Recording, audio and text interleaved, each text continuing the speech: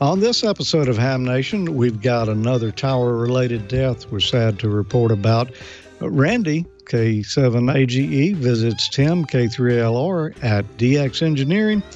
Gordo talks about the world above 10 gigahertz. Dan is back with a wrap-up video of the Oshkosh Airventure. I've got a little tool tip on how to save your fingertips when you're working with Cat 5 cable. And Dale's back with more viewer videos. Ham Nation is next. Netcasts you love. From people you trust. This is Twit. This episode of Ham Nation is brought to you by DX Engineering. DX Engineering offers practically everything you need to outfit your shack, plus the fastest shipping in the industry. Most in-stock items ship the same day, Monday through Friday until 10 p.m. Eastern. For more information, visit dxengineering.com/hamnation. And by ICOM. For more information, visit icomamerica.com/hamnation.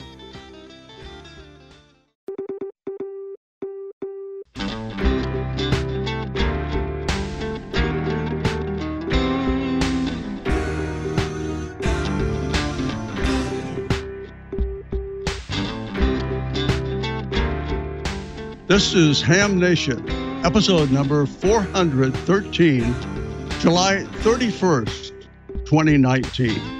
Randy, live at DX Engineering.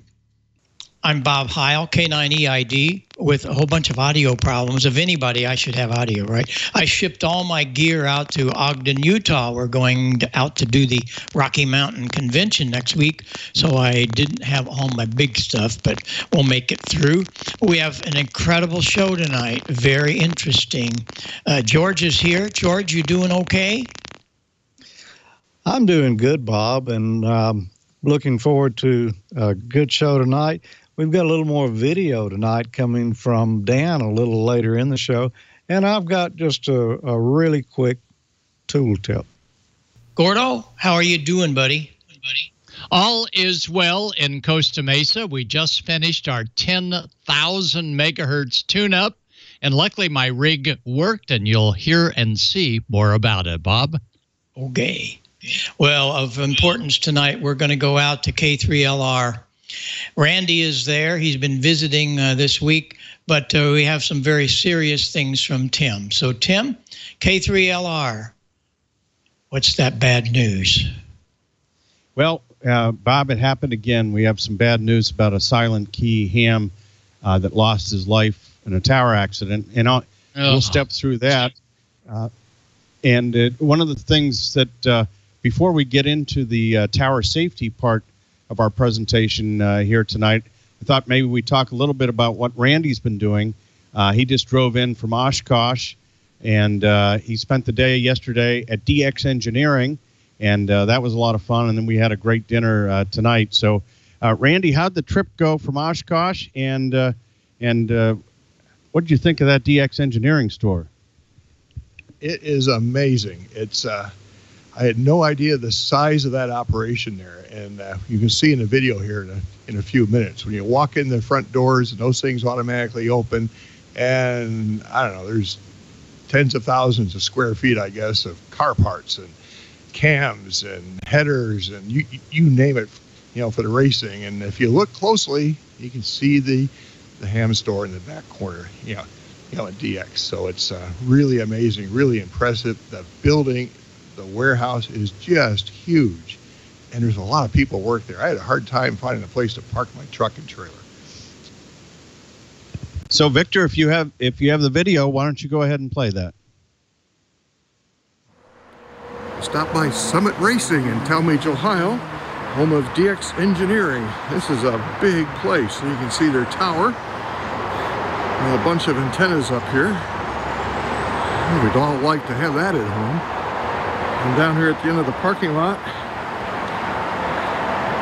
is my truck and trailer.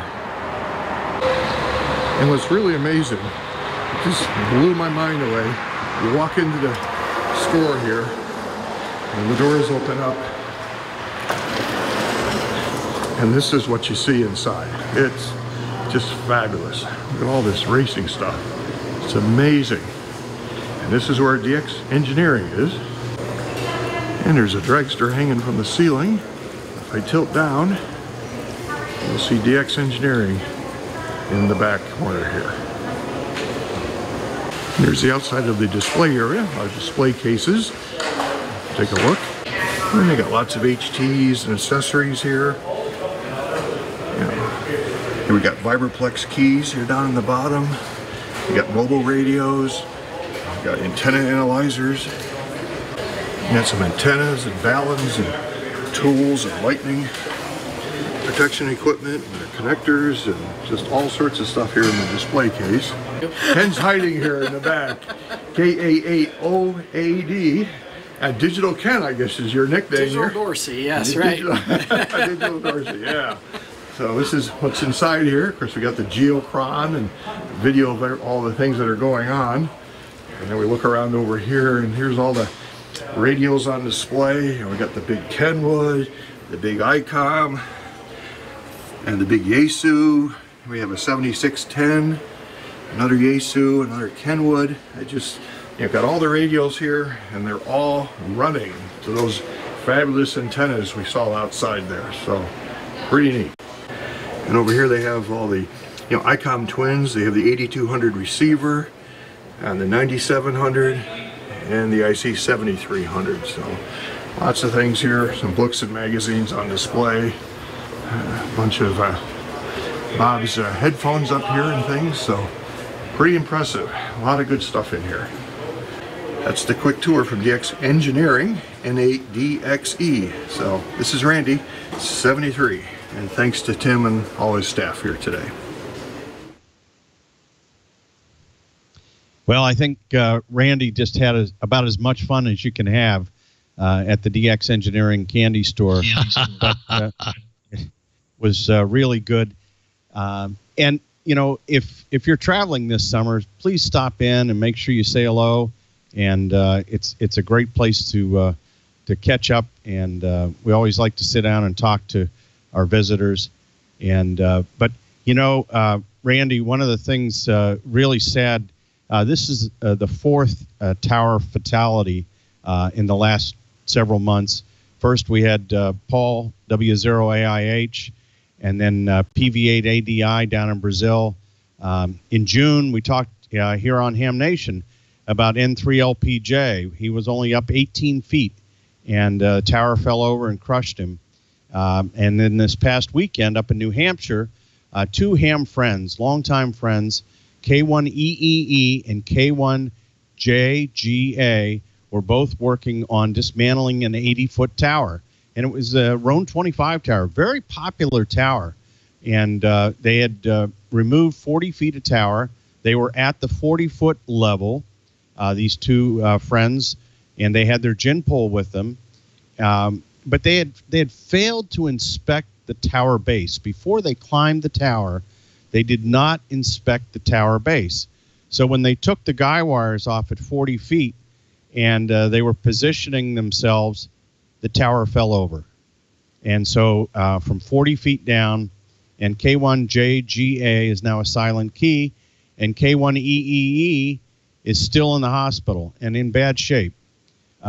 Again, another preventable mishap on the tower. Joe, very sad, 52 years old. He did not survive. And hopefully Mike, K1EEE, who was 65 years old, will come out of the hospital. But we don't know just how bad things are there, but very preventable. What had happened to this tower, and this happens more times than you'd like to hear, is that this was a Roan 25 tower that had the bottom section encased in concrete. And when you do that, the bottom legs have to be in pea gravel. It has to have a way for water to drain out the bottom of the pipe tower legs. It's very important. If those pipe tower legs get plugged with either dirt, or if they get plugged with concrete or anything else, the water will accumulate, and over time it will come above ground level, above the concrete, and then when it freezes, it expands.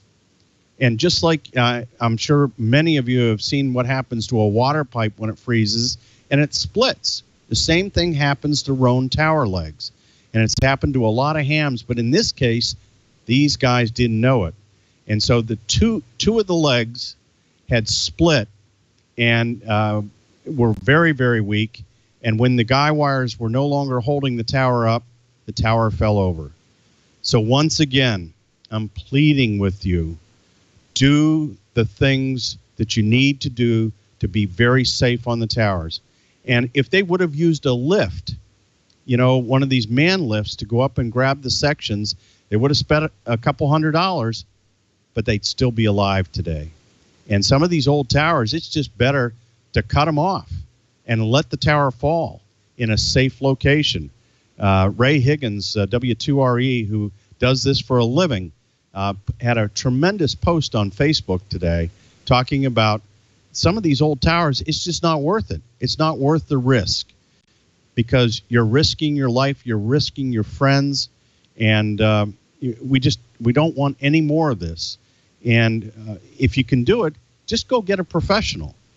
There are several tower companies and tower professionals out there that will do ham radio work. Look, you're spending $5,000, $10,000, $15,000 on a tower, the feed line, antennas. Invest in doing it the safe way and hire a professional. Many of us are getting up in years, and that's the best way to go. I know Randy is just putting together his station. He's got a tilt-over tower. Now, that still can have trouble, too. So he's got to take care of the maintenance there. He's got to visually inspect that tower frequently. He's got to make sure that the cables and all of the winch and everything that is associated with the tower is checked frequently. Otherwise, he could have a disaster, too. So, Randy, we wish you a lot of luck with your new tower, but we want you to be safe. Thank you. Well, I certainly am, and that's why I have a tilt over so I can work on the antennas with it on the ground. So it means the booms of the antenna will be shorter, but I can do it all. I don't have to climb. I don't climb, and I want to be around to enjoy it. So that's the main thing. So, and also, you know, if somebody gives you an old tower, you really got to be careful and really check it out before you get on it. So it is one of those things that nobody believes it's going to happen to them. And I'm sure when K1JGA and K1EEE started working on the tower over the weekend, they never thought that it would happen to them. But they missed a critical area of checking the base of the tower and doing things the right way, having temporary guys below where they were working. All of those things would have helped this situation, especially they should have never been on the tower. With those split legs, 2 split legs, they should have never been on the tower. It just wasn't safe. So, again, be safe. Lots of good videos out there about doing it the right way. And Gordo, I know you're around a lot of towers and communications facilities. I hope that you're doing all the things the safe way and also telling others. I know you give a lot of talks at Ham Fest and everything. We got to make sure that we spread the word on this, Gordo. Yeah, it's critically important, Tim and Randy, and we just so sorry to hear about yet another loss. So before you go up, everyone's got to take a look and see exactly what the base is anchored to, how it is anchored, and whether or not it could give ways. Because once that base skeeters out, no matter what you've got up on the top, it's going to come down. Thanks, Tim, for that very important warning. Back to you. Okay, Gordo. Well, Randy's itching to see more of the K3LR station here. He's been shooting some video. So we're going to get busy doing that. And we wish you the best out in Costa Mesa. Well, thanks so much, Tim. And Randy, get some good photos in. It was sure great to see you at Oshkosh, and Ray and all of your team members. Well, I thought we'd do a little bit of plumbing today. And when we're talking about plumbing, we're talking about mighty little stuff. In fact, we're plumbing at a frequency that 40 years ago. How many of you remember the premiere issue of 73 magazine?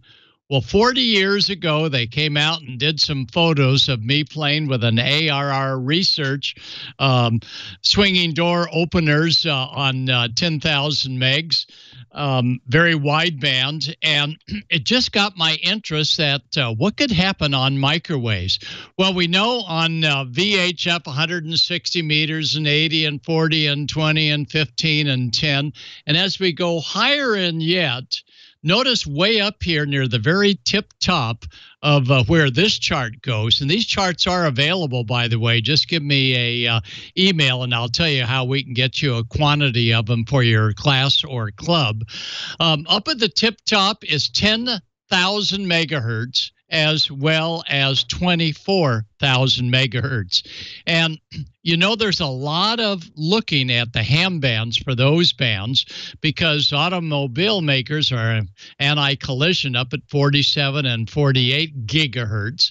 So 24 gigahertz, not megahertz, 10 gigahertz, that's 10,000, 24,000, 47,000. Victor, let's take a look and see what's happening at the top of the bands. Well, there it was 40 years ago in a 73 magazine. We took our ARR Research 10 gig gear out for a spin and made a contact about 20 miles away. Wow, full duplex. That was great. Always remember that when we get up into the microwaves, that RF radiation is a hazard. So anytime I'm doing microwave work, I always post this sign to make sure everybody is safe. You know, everybody's going higher and higher in frequency. In fact, right now, the International Space Station is transmitting amateur television August 1 through August 4th. It's going to be transmitted down on 145/800, and I hope all of you will have an opportunity to maybe either record and play it back later on some of the digital modes that will decode ATV. But this is showing that the satellites in a geosynchronous orbit will, for ham radio use down the line, now that they have them in Europe, the satellite transmitting down will also have a 10 gigahertz. That's 10,000 megahertz band. So it's good to understand what happens up at 10,000 megahertz. In preparation for the American Radio Relay League's 10 gigahertz contest, and that contest is coming up in just a couple of weeks, we had a tune-out of all of the Southern California 10,000 megahertz and 24,000 megahertz enthusiasts. And this was put on by the San Bernardino Microwave Society. And these are all engineers. And let me tell you, the test range for those of us to tune out our sets was exactly 220 feet. And they used the different microwave modules on their test equipment gear. But you can see that they're going to come up with a quick analysis as to what your EIRP power output is and what your receiver is doing when it comes to minimum discernible signal. And first was their 220-foot away small mast, non-conductive, with all the 10 and 24 gig antennas up on the tip top. Make sure we didn't have local reflections. Signals were so strong this year that they had to add attenuators, and these attenuators at, I think they're about 10 dB, maybe 50 dB per pop. They go in the transmission line for both transmit as well as receiver. And here we see that we've got Brian, A of 6NA, who's just tightened up the attenuators, now working with a gear, and a collection of hams brought probably $100,000 worth of gear to this local city park in the city of Costa Mesa for us to use the park and the open space to test out our rigs. Coming up on 10,000 megahertz requires a transverter as well as your local 2-meter or 432 or even a 10-meter multi-mode radio. Look at this package. Puts out about a watt, one nice, neat package on 10 gigs. Other packages may become a little bit larger. This one gives us a band scope in that they're using the popular FT817 and the new FT818 as the rig that tunes the transverter, takes your 144 or 432 signal and kicks it all the way up to 10,000 megs. And what is received on 10,000 megs comes back out on your supplied transceiver. And we've been able to tap in and be able to see all sorts of signals and errant signals around us on the display. Other rigs are much more sophisticated, all the way up to a traveling wave tube for 80 to 100 watts out. But at 10 gigahertz and 24 gigs on today's trials, we weren't running quite that amount of power. But you can see that their calculations really came down to EIRP of your antenna setup, as well as the minimum discernible signal test as to how well that antenna and your gear hears. Well, one of the most important pieces of equipment is either you homebrew it yourself, which Brian's pal, Robert, KM6RXN did, or you can go to several different suppliers. Down East, Microwave, KO4, Bravo, K5, TRA, W1 Gigahertz, SSB Electronics. Many of them are looking at really getting involved in the 10 gigahertz and higher range. And all you have to do on your computer is just Google 10 gigahertz transverters, not transmitters, but transverters.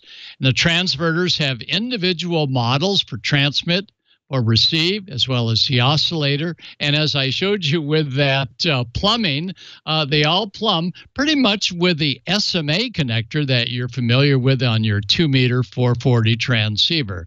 Here's the KUHNE electronics that comes from Germany, based on, from what I understand, a design from other ham radio operators. And the Kuhn equipment is tuned and tested, or you can buy it in individual stages and through plumbing add a super low noise amplifier, or maybe a 10 watt to 100 milliwatt amplifier, or maybe 100 milliwatt to a whopping 1 or 2 watts of output power at 10 gigs. And here's a nice little sort of show and tell. And as you can see, while there's some DC wiring, especially for the needed TX-RX relay, a lot of it is just like plumbing. And all of these fixtures are available through different locations.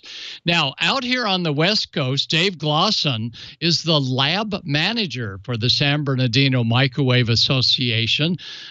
Dave's call sign WA6CGR. And his background is microwave. And in other parts of the country, you may have someone similar to Dave that can strip down and rebuild 10 gig or 24 gig gear. But thanks, Dave, for getting, I had a birdie on mine and he found it out and we got rid of it. But a real good guy. And as you can see, while the 10 gigahertz transmitter, this one by KO4 Bravo, is not hugely in a gazillion different pieces. It just depends how you're able to obtain the gear. You can buy it for as low as under a couple $100, but it's a kit. And it puts out 10 milliwatts. But don't sneeze, 10 milliwatts will go at least 50 to 75 miles. And who cares about the power? The important part is the transceiver that you're going to be operating tied into it and its capabilities of sniffing out the signals that have been down converted from 10,000 megahertz down to 144. Now, it gets more expensive for those 10 milliwatts out and great receiver with a 3.5 dB noise figure if it comes already pre-built from Down East Microwave, but this one shows about $400. But if you want to go ahead and get the whole Somoli transverter. All you need is 12 volts and your multi-mode 2-meter or 432 transceiver. Even a 10-meter set would work. The price is about $775 for the whole thing, all tuned and tested, ready for you. And then it comes time for plumbing the antenna. And up at 10,000 megahertz, there's no more collinear arrays you might speak of. There's no more beam antennas. We all use dish antennas, parabolas, and each one has its own feed system. And as you can see, we're able to use conventional plumbing, that's right, at your local Home Depot store to get things properly placed. Now, that's Robert, KM6RXN, San Bernardino Microwave Association. He stumbled upon the meeting one time. He had a background in microwave, and he tested the San Bernardino Microwave Society's loaner rig. What a great way to get people on the air on a new mode. He was so excited, he built his own from scratch, and it did very well at the antenna testing this past week. So this is how you gain members, and that is you keep your Microwave Association wide open and encourage others to tune in. In fact, tomorrow night on YouTube, the Amateur Television Network, ATN, that's what you want to look up on YouTube. The Amateur Television Network is tied into the San Bernardino Microwave Association meeting tomorrow night, Thursday night, after the Democratic goings-on that are going on tonight. Tomorrow night at about 7 o'clock California time, and Gary and his team set up microwave to televise all that the Microwave Association is doing. So I sure hope you'll tune it in. You can also get to it at www.ham-radio.com/SBMS for San Bernardino Microwave Society. And this group is big.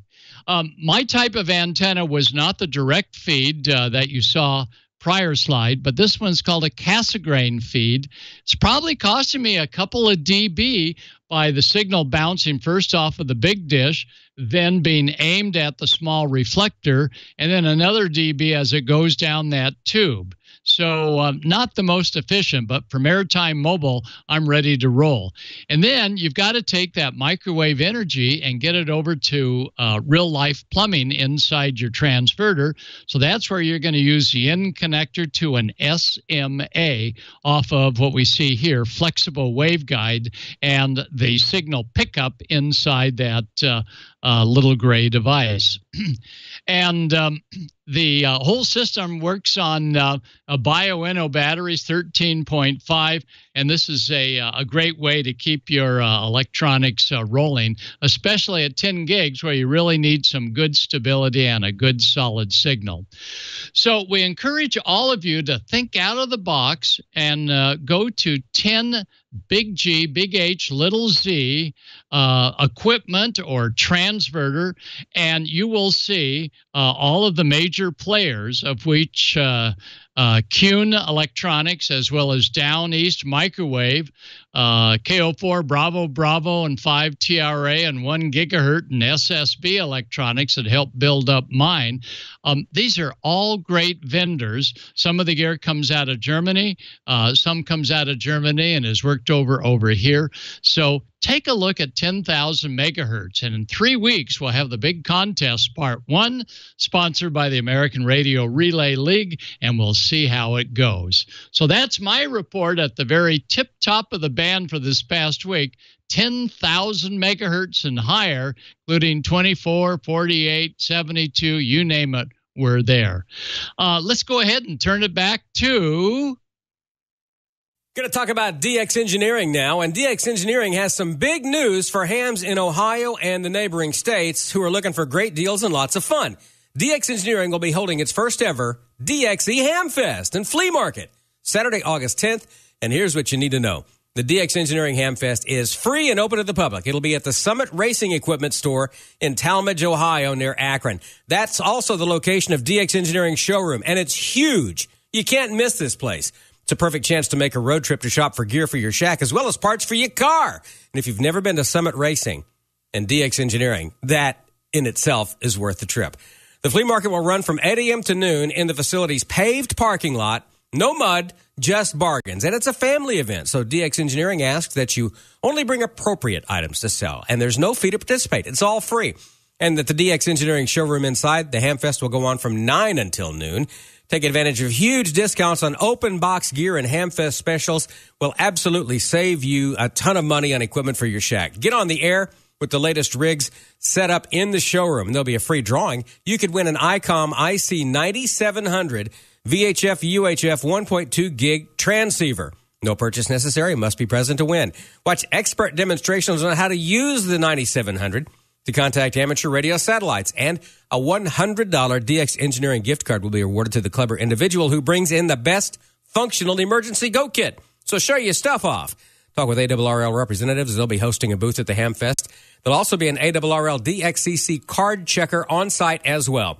Come with your technical questions, too, because DX Engineering's team of Elmers will be there all morning answering your questions, offering friendly advice. And it's good advice. Make eyeball QSOs with other hams in the region, enjoy refreshments, and go home with flea market finds and discounted equipment from top manufacturers. Again, mark your calendars. It's the first DX Engineering Ham Fest, August 10th, Summit Racing Equipment, Talmadge, Ohio. For complete information, visit dxengineering.com. And, of course, you know DX Engineering ships faster than anybody else in the industry. Most orders placed by 10 p.m. Eastern are shipped the same day. With proven products and expert advice, DX Engineering is helping you shrink the globe.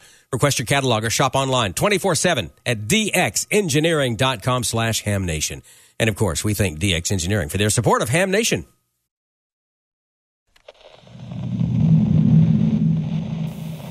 From Amateur Radio Newsline Report, number 2178. These are the Ham Nation headlines for Wednesday, July 31st, 2019. First up, breaking news. The 2019 Amateur Radio Newsline Bill Pasternak WA6ITF Young Ham of the Year has been selected. His name is Dhruv Reba, and his call is Kilo Charlie 9 Zulu Juliet X-Ray. He's a 15-year-old high school sophomore from Normal, Illinois, and he's a most impressive young man. We'll have a full report on Dhruv and his accomplishments in the upcoming Amateur Radio Newsline Report, and look for him here on Ham Nation very soon. And, of course, you're invited to join us in Alabama August 17th at the Huntsville Ham Fest for the award presentation. Congratulations from all of us here at Newsline and Ham Nation. We'll see you at the Huntsville Ham Fest. Radio enthusiasts and hams familiar with digital communications might remember Heil Communications. Their co-founder has become a silent key. George Henry Jr., K9GWT, later became president of the company Heil Communications, which he ran with business partner George Perrin. George, who was known by the name Bill for his middle name, launched the company formally as a corporation at the University of Illinois at Urbana. According to the company website, the business had previously been known as Heil Devices when a number of students were purchasing HF radio equipment parts and reselling them at HamFest starting in 1966. The company graduated from being a reseller later on with the launch of its own product, a double-balanced modulator circuit board that utilized HP hot carrier diodes. George eventually sold his stock in the business to Barrett Communications of Australia in 2012. Bill Henry, who died on the 17th of July, was also a life member of the ARRL. He was 78. For Amateur Radio Newsline, I'm Neil Rapp, WB9 VPG. Out for some adventure on the high seas, how about a special event station from aboard an iconic pirate radio station? The Martello Tower Group are marking the anniversary of some high adventures at sea. It has been 55 years since the first UK shipborne pirate radio station came on the air off England's coast in 1964. Not only was Radio Caroline the first of the offshore pirates, she was also the last one, closing down in the 1990s. That wasn't the end, however, as a group of supporters restored the last of the ships used, the Ross Revenge, converting it into a pirate radio museum with a working broadcast studio radio, and to top that, they managed to get a local radio licence using the frequency and transmitter site from their old enemy, the BBC, to celebrate 55 years since the start of the change to radio listening options in the UK. A special event station, GB55RC, will be active on HF from on board the Radio Caroline ship from the 1st to the 5th of August. Special QSL cards will be available for contacting the ship and for SWL reports. For full details, check the GB55RC page on QRZ.com. For Amateur Radio Newsline, this is Ed DD5LP. So iconic was Radio Caroline that in 2009 a major motion picture was released called Pirate Radio, starring the late Philip Seymour Hoffman. I give it 2 thumbs up. Our 2019 Bill Pasternak WA6ITF Young Ham of the Year isn't the only young amateur making news this week. Neil's back with news about what Bryant Rascal, KG5HVO, our 2018 Young Ham of the Year, has been up to recently.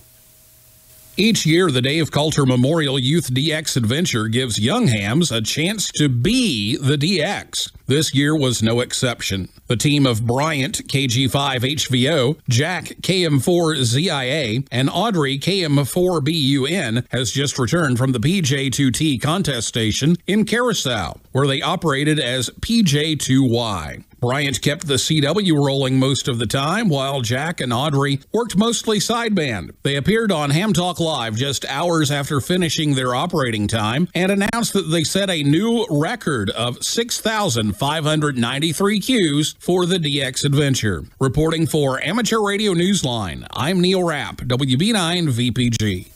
For more about the Huntsville Ham Fest, please visit hamfest.org, and we'll see you August 17th and 18th in Alabama. And that's all from the Amateur Radio Newsline, your independent source for amateur radio news for 4 decades and counting at arnewsline.org.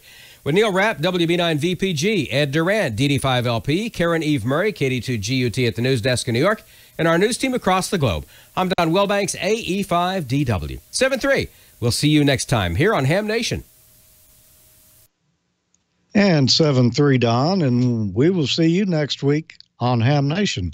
Don's taking off tonight. I'm going to be out next week. I'll be traveling, be on vacation in Florida. So you won't see me here, but you will see Don live and in person.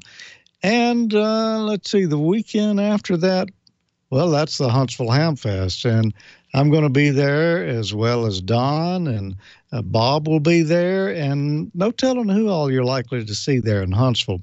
You can check it out at hamfest.org. Yes, they have the best website URL in ham radio, hamfest.org. Couldn't get any better than that. And go check out information on the Huntsville Ham Fest. If there's any way you can make it, that is one Ham Fest that you really want to attend right there at the Von Braun Center in Huntsville. Always a great time in Huntsville.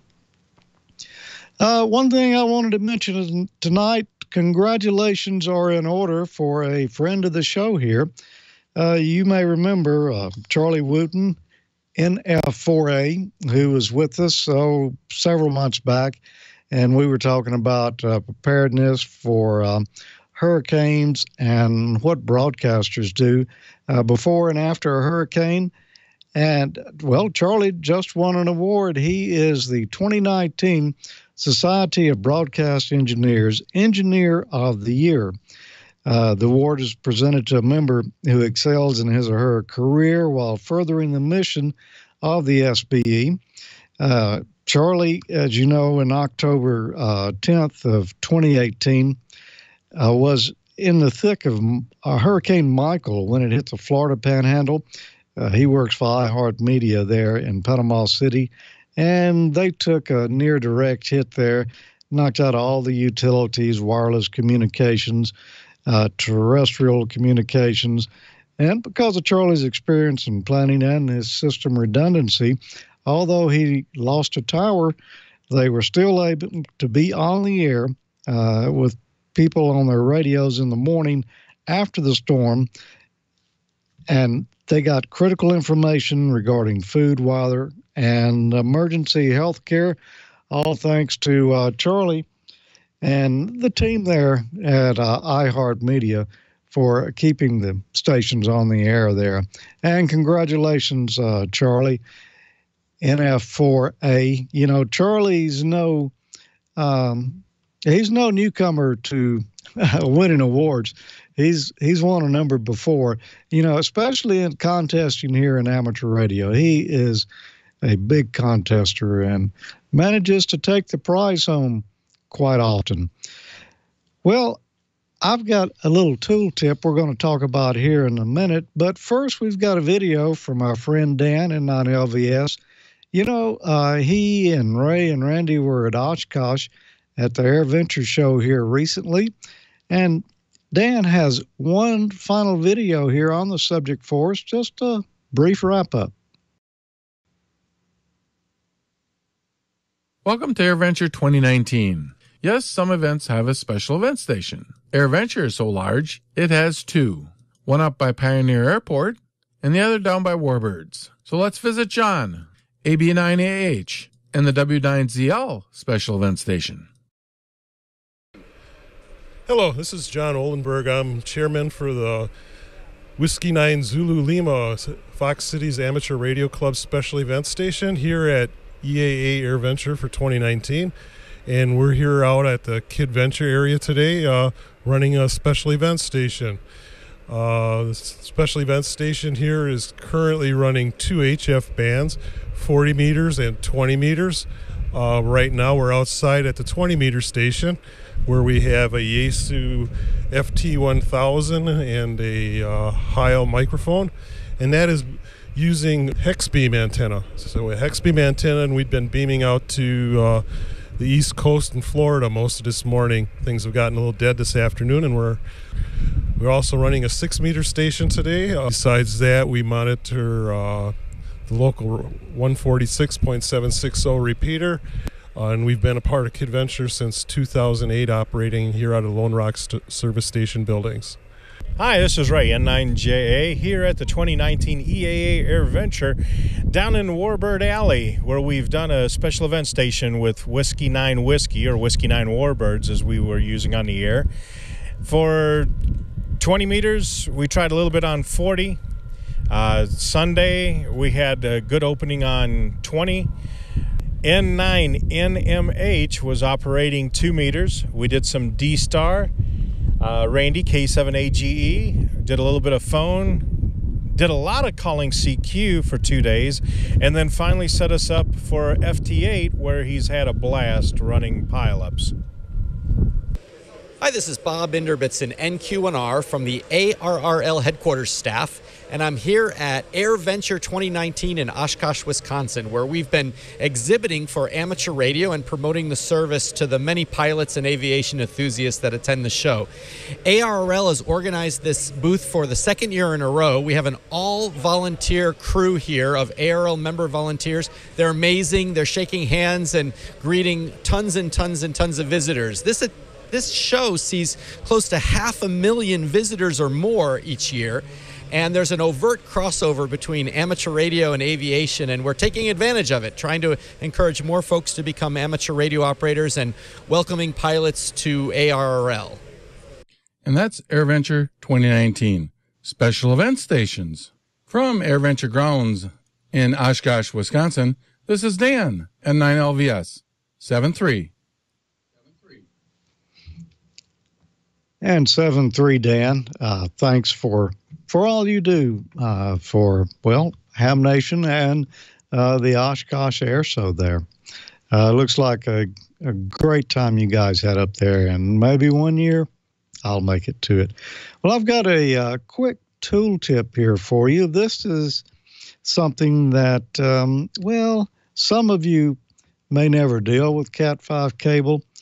A lot of us are not as lucky. You know, that's what you use to do networking with. Here is just a little piece right here. You know, it's 8 conductors. It's 4 twisted pairs inside of there, and they're all twisted at different ratios. And to put the connectors on here, the RJ45 connectors, you peel back some of the insulation, and you got these 4 pairs in here. And you've got to untwist those 4 pairs to get it out to individual strands where you can actually put it up inside most of the connectors. Well, that's sometimes a little difficult to do. And what will happen is you will, after you've done a few, you'll tear up the ends of your fingertips trying to untwist all those wires. Well, there's a better way to do it. You know, all this cable comes with a built-in tool, and that's the piece of insulation here that you trim off to get down to the wires. You take that, cut one end at a 45-degree angle there. Then you can take the pairs of wires, just get it started untwisting, and then thread the insulation on the end of the wire there, which is hard to do and talk and do it on camera at the same time. Just put it up between one of the pairs there. Push in on the insulation and twist it as you go. And you'll end up with your two wires there perfectly separated, and you haven't torn up your fingertips in the process. Really makes that go a lot quicker. I did not know about this tip until recently. Boy, it really speeds up things there. So just a quick tool tip for you, how to make the job of putting on RJ45 connectors just a little bit quicker. Well, we'll be back in just a moment because Dale's standing by in the wings with some great viewer videos, but first let's get a message from ICOM. Heard it, worked it, logged it. It's time to get the transceiver that's best suited for your lifestyle. ICOM offers a variety of high-performance and innovative products. Make the most out of contest season with one of these ICOMs today. IC7610, the SDR every ham wants. This high-performance SDR has the ability to pick out the faintest of signals, even in the presence of stronger adjacent signals. The ICOM IC7610 is a direct sampling, software-defined radio that will change the world's definition of a SDR transceiver. RF direct sampling, 110 RMDR, independent dual receivers, and dual digicell. Or get the IC7300. Changing the way entry-level HF is designed, this high-performance, innovative HF transceiver with a compact design will far exceed your expectations. RF direct sampling, 15 discrete bandpass filters, large 4.3-inch color touchscreen, real-time spectrum scope, and SD memory card slot. Find out more by visiting icomamerica.com/amateur for more information on all the great ICOM radios.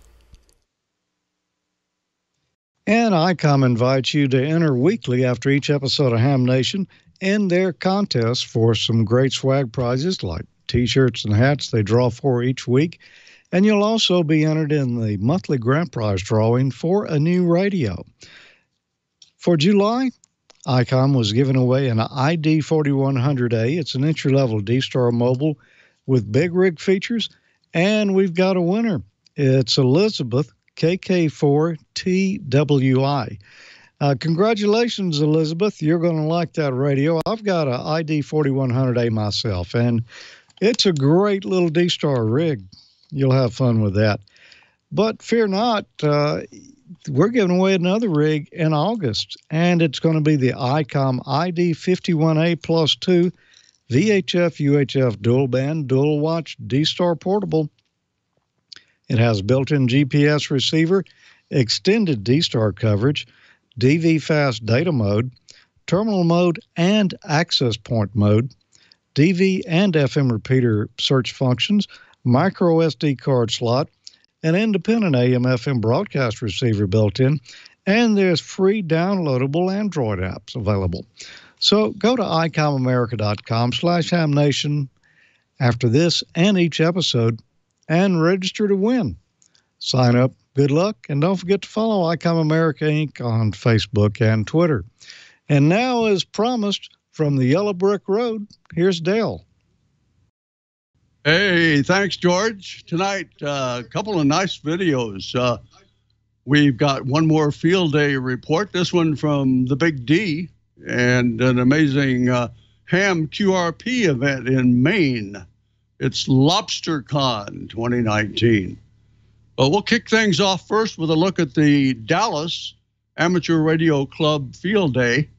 That video courtesy of Andre N5ABA. Field Day is a time for us to exercise our equipment, our knowledge, to actually put it all to use. There's always new equipment, new antennas. It's a learning experience. No field day is ever the same. Get together and have fun.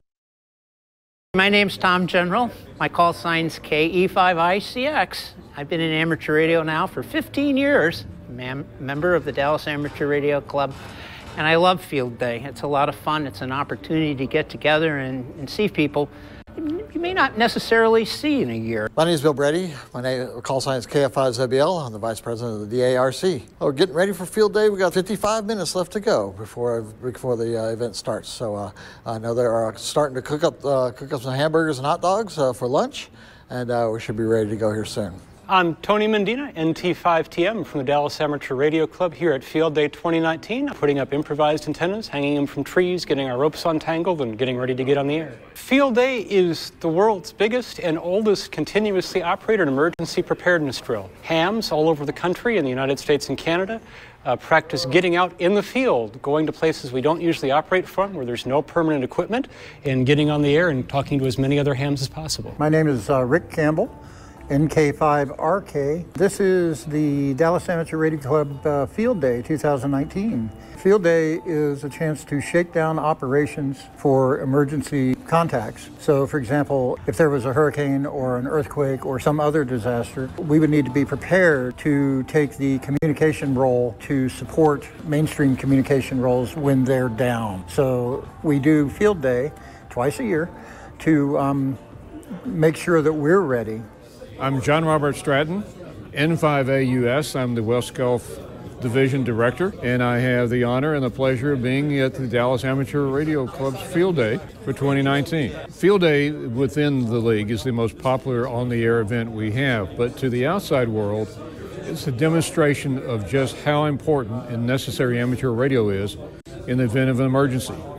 We had a meeting in Washington about 10 days ago with a lot of federal agencies, and they went out of their way to stress that amateur radio is still an integral part of the emergency response system in the United States. And what this does is provide the public an opportunity to come in and see what we do, who we are. It has value beyond what you could put money on. Well, thanks, Andre. We appreciate the great Field Day coverage from Dallas, and we thank you for taking the time to make a special version of the video where you drop the music track so that our network of amateur TV repeaters could carry the video. Well, next, Charlie Dawson, W1CPR, takes you to an event that will make your lips water. It's for the QRP enthusiast. It's Lobster Con 2019. Here's Charlie. Hi, everyone. This is Charlie, W1CPR. Welcome to the sights and sounds of Lobster Con 2019. Lobster Con is a gathering of hams that just love QRP. Although you'll find many who have ACOMs, KPA 1500s, and alphas at home, they probably won't admit it. Lobster Con is usually held each year during the week after the 4th of July in Brunswick, Maine, at the beautiful Thomas Point Beach Campground on the coast of Maine. Thank you all very much. Brunswick is a seaside town located near the town of Freeport, Maine, the home of the famous LL Bean store. Just perfect for the entire family to enjoy this famous picturesque seaside town. The yearly event is sponsored by Rex Harper, W1REX. Rex is the operator of the well-known www.qrpme.com website, and he started LobsterCon 20 years ago. The finale for LobsterCon is the Saturday evening lobster cookout for all. In addition, Rex always has a Saturday breakfast and lunch scheduled, along with a Saturday afternoon fox hunt and flea market. After the flea market, everyone is welcome to join in the sing-along that's held by David, KE1LY, most times joined by other hams who bring their instruments to join in. Following the Saturday evening lobster cookout for the family, barbecue chicken is also available. Rex conducts his famous QRP raffles of items from his websites. Hams travel from all over the U.S. and Canada, many with their families, to attend this wonderful summer gathering in Maine.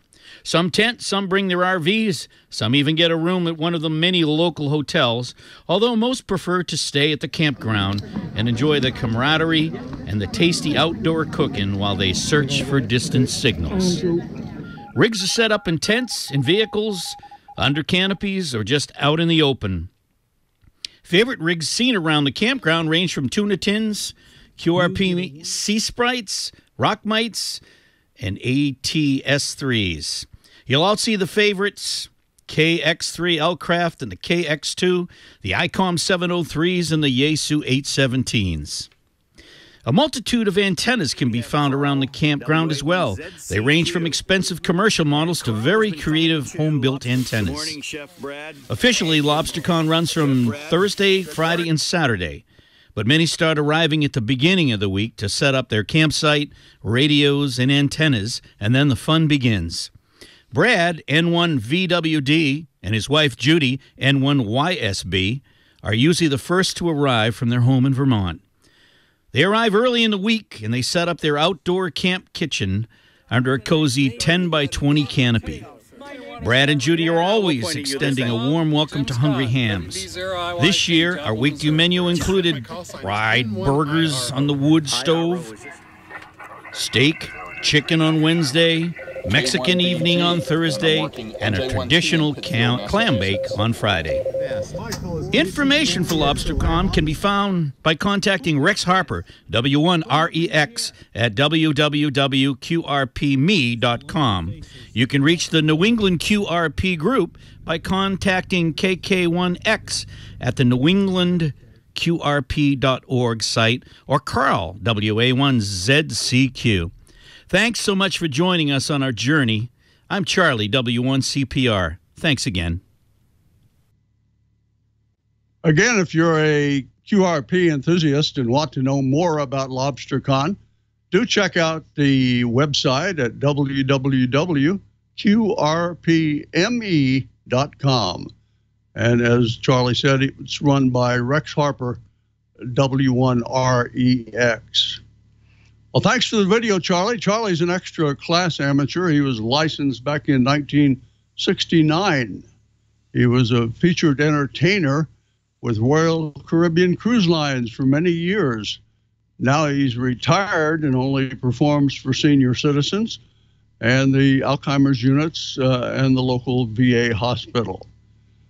As a ham, though, Charlie's a communication specialist for the FEMA Urban Search and Rescue Task Force. He actively participates in Air Force Mars also. He's promising a video about these communication teams for Ham Nation in the near future, and we're looking forward to it. Well, here on the Yellow Brick Road, we're looking forward to the Kansas QSO party on the 24th and 25th. We'll have our operation here set up as Whiskey Zero, a uniform, putting the U as you try to spell sunflower in the Kansas QSO party. And as we close, greetings for a great Coast Guard Day on Sunday, this Sunday coming up, August 4th. They go out to all the U.S. Coast Guardsmen, active and retired. Hope you have a great day there. The nation's oldest seagoing service, by the way, was formed by Alexander Hamilton on that day in 1790. Well, that's a wrap for the 7th Ham Nation video segment for 2019. And keep those videos coming in. We can't wait to show yours to our Ham Nation viewers. If you have questions about producing a video, do send us an email to HamNationVideos at twit.tv. We'll be glad to help. You can see that address at the bottom of your screen. It's time now to throw the switch and point it toward the Ham Nation Canyon City, Colorado studio and find out what Amanda and the chat room have been up to. Take it away, Amanda. Well, thank you, Dale. And those were some great videos there, by the way. And thanks, Dan, for the video that you submitted as well. And, you know, we didn't have much in the chat room. I think there were some for Bob, but he had to take off early, and so did Gordo. So I'm going to kind of have some discussion here, and I'll try. Gordo. Oh, Gordo is there. Okay, let me scroll back up. Gordo, you don't have any audio. Testing 1, 2. There you go. Now, Gordo, one of the questions was, where do you find all of these oddball antennas to do 10 gig, 12 gig, all of that stuff? Do you just homemade all of your antennas, or you buy them somewhere? For the 10 gigahertz band and 24 and higher, we can reuse everything from a common DirecTV antenna, the round types that are soon to go away because DirecTV is now going to high def with a slightly elongated antennas. But we use commercially available antennas. Many times folks just want to get them out of their backyard from someone that just sold them the house. They have no idea. They would pay you to take away what would be $1,000 dish antenna for the microwave band. So no problem on getting antennas. It's just getting it aimed properly so you're not too close, yet not too far away, but right at the focal point for the maximum signal to get into the transverter. Amanda?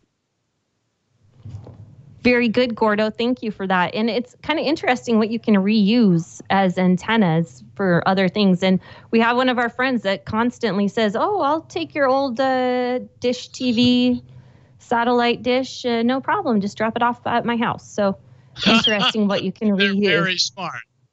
Yeah. Yeah. And can you tell us what is the radiated power that you get from one of those when you operate? Okay. The very low-cost kits, the power output at 10,000 megahertz is 10 milliwatts. But 10 milliwatts will go about 40 to 50 miles under normal conditions and further during tropo. The units that cost about $400 are usually 100 milliwatts, but it's so easy to add more devices to up that just via plumbing.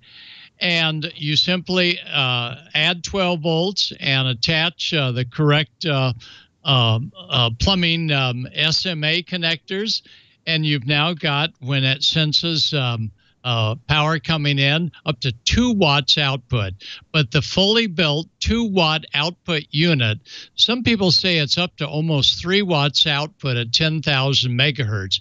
That's an unheard of power level for a homebrew piece of gear, is about almost $800 from Down East Microwave, and I'm sure KUHNE and the team there.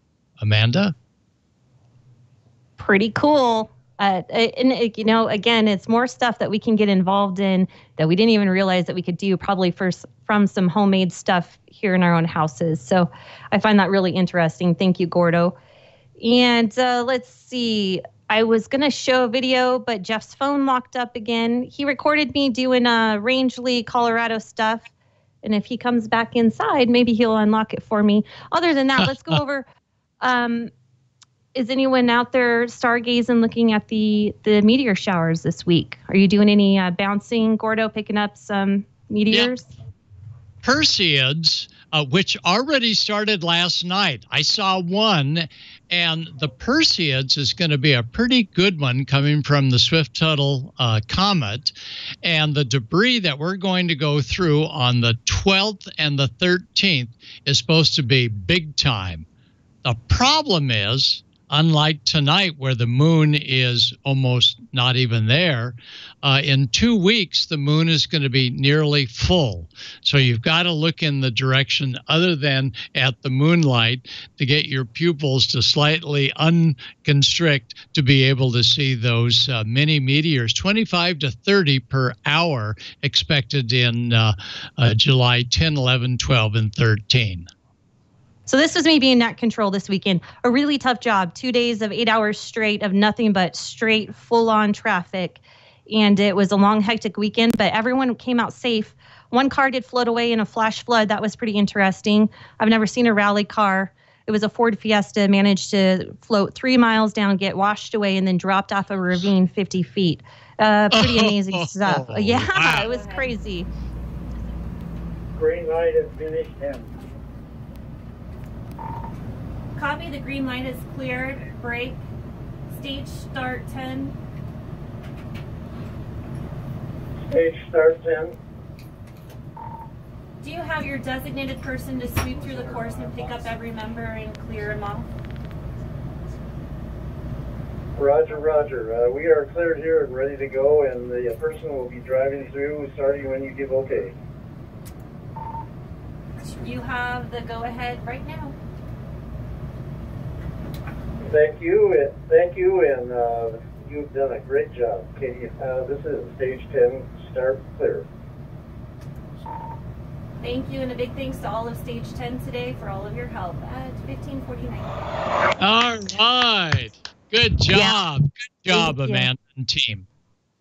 It was a long weekend. It was really hot, and I probably had a pretty cush job because I was in the trailer with air conditioning.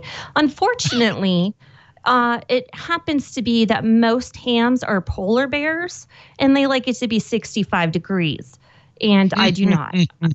So I had a blanket on me most of the time. So that, other than that, okay, so George, are you going to be out stargazing during the meteor showers? I don't know. Probably not, because I live in town here and the lights are just a little much for doing stargazing here. I hear you. Same here. We have a lot of noise from Walmart not too far away, so we're lucky if we see a few of them. Dale, what about you? I think I'm about the same as George here. We're pretty close to Wichita, and the city puts out a lot of light, so it would be very hard to see here at this QTH. So probably not. Amanda, go ahead. Yeah, I know a lot of people are very enthusiastic about it, but I think the only way to do it is to go out camping where there's no light anywhere and really enjoy that. And hopefully there's no cloud cover and such things. All right, let's go over the nets we're going to have tonight. We have 40 meters. Oh, go ahead, Gordo.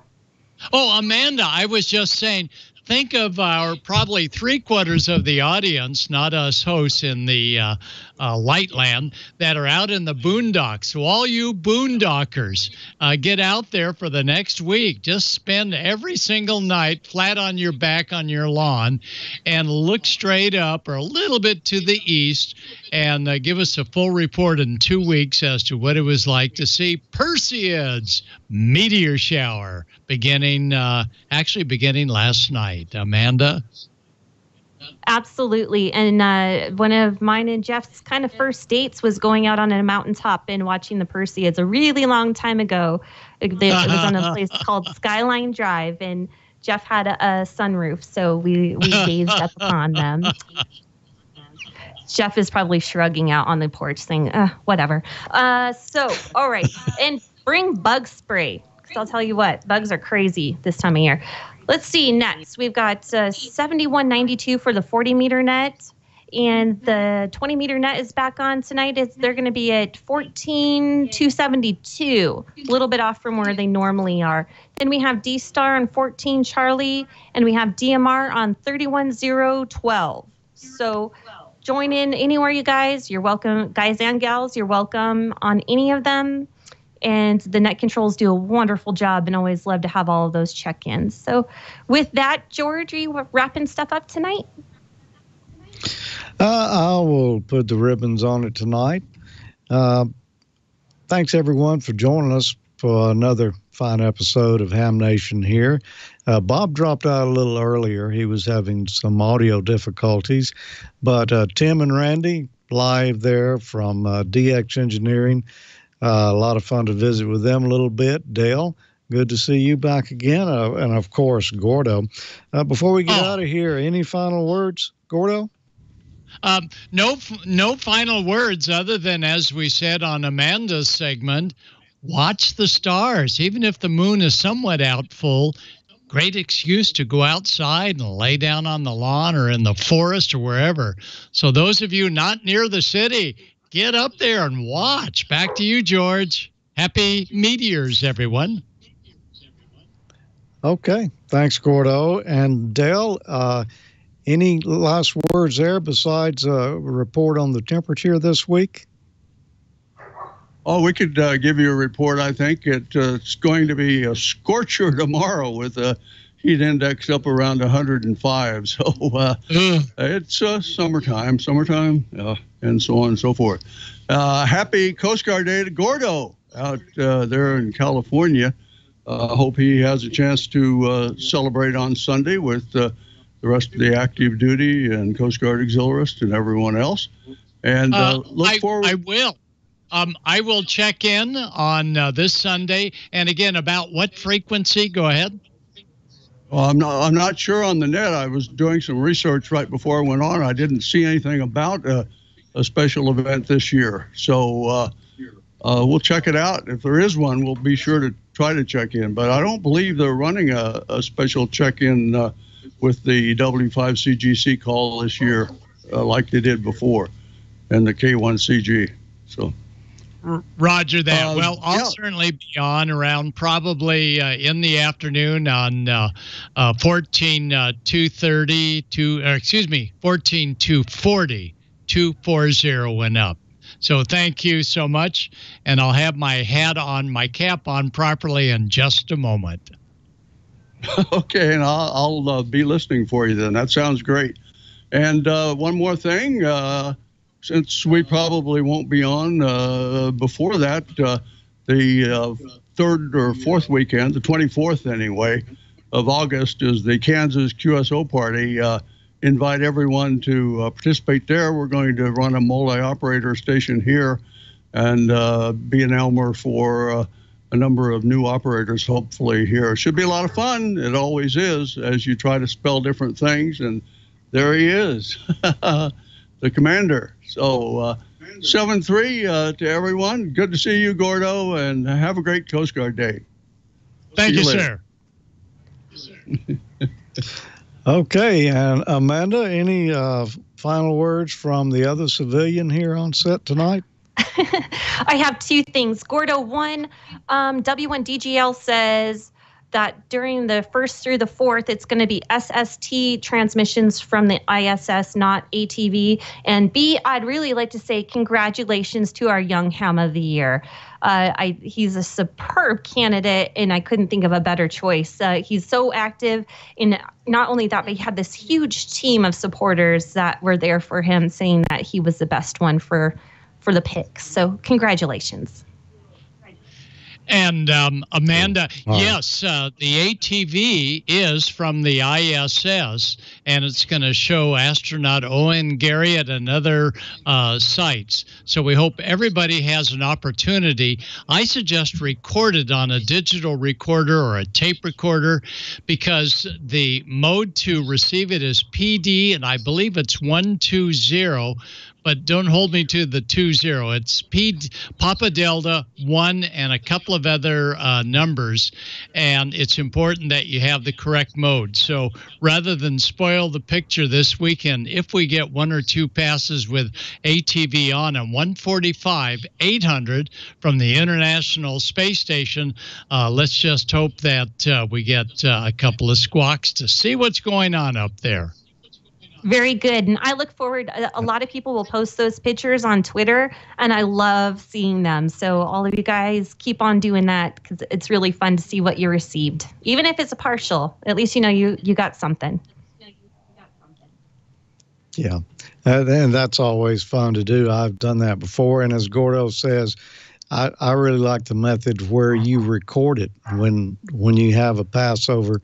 You just take a recording. You've got your computer sitting there probably, and some audio recording software on it, or you're using a digital modem or something. Just record that, and then you can make several attempts to decode it afterwards, because you only get that pass when they're overhead. And if you're not set up right, you've missed it. Well, thanks Thanks for being here tonight, everyone. And I will see you again in 2 weeks. I'll be out next week. And then we'll be at Huntsville coming up in 2 weeks, 2 weekends from now. So that's going to be a lot of fun as well. And, well, I'll say 7-3 for now. And everyone have a good time looking at the stars.